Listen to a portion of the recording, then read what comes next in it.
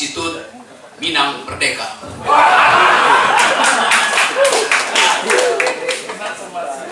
Karena yang diuraikan adalah semacam protes politik berbasis pengetahuan akademik.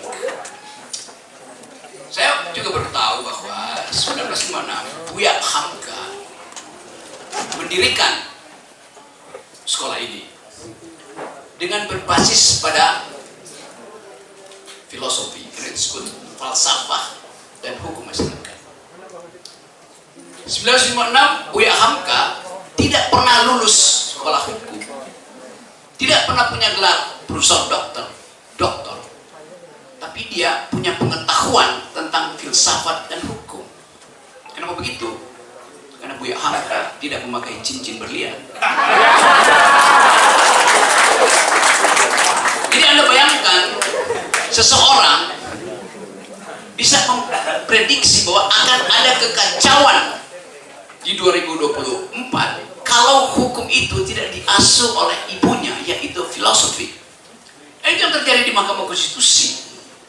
Sekedar mendalilkan, tetapi tidak tahu konsekuensi dari dalil itu. Saya lanjutkan sedikit kuliah ini. Seringkali dan selalu dalil para pengacara 02 terutama di Mahkamah Konstitusi memakai prinsip bahwa hanya hukum positif yang boleh menjadi acuan pertengkaran di Mahkamah Konstitusi. Kan itu hukum positif. Jangan pakai filsafat, apalagi filsafat yang dianjurkan oleh Rocky Gerung. Apa itu hukum positif? Kita di Indonesia memakai hukum positif, mengenal hukum positif melalui doktrin Hans Kelsen. Anda baca tentu itu.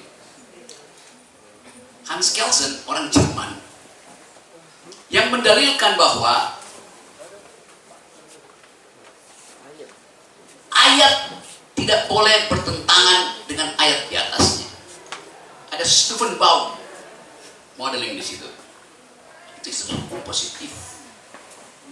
Jadi hanya boleh diuji berdasarkan konsistensi antar ayat. Ayat pidana, ayat perdata, ayat konstitusi, kan itu namanya. Dan judul buku itu Pure Theory of Law,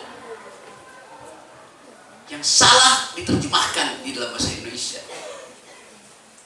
Pure Theory of Law, bukan Theory of Pure Law, tapi Pure Theory of Law,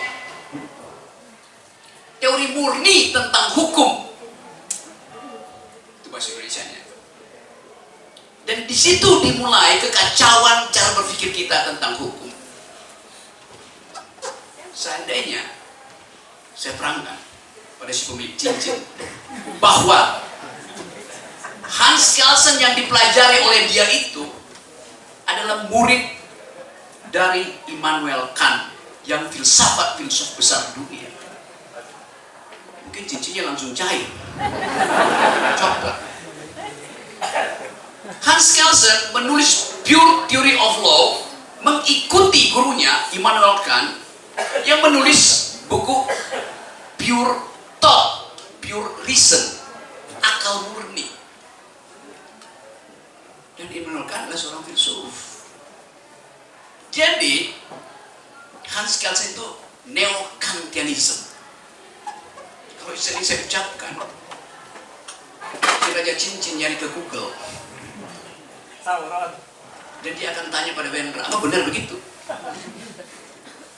Jadi bayangkan misalnya orang belajar hukum tanpa belajar genealogi dari prinsip-prinsip hukum yang adalah filosofi. Tapi kita abaikan aja itu, karena itu meladeni kedunguan itu sama dengan berupaya untuk menghasilkan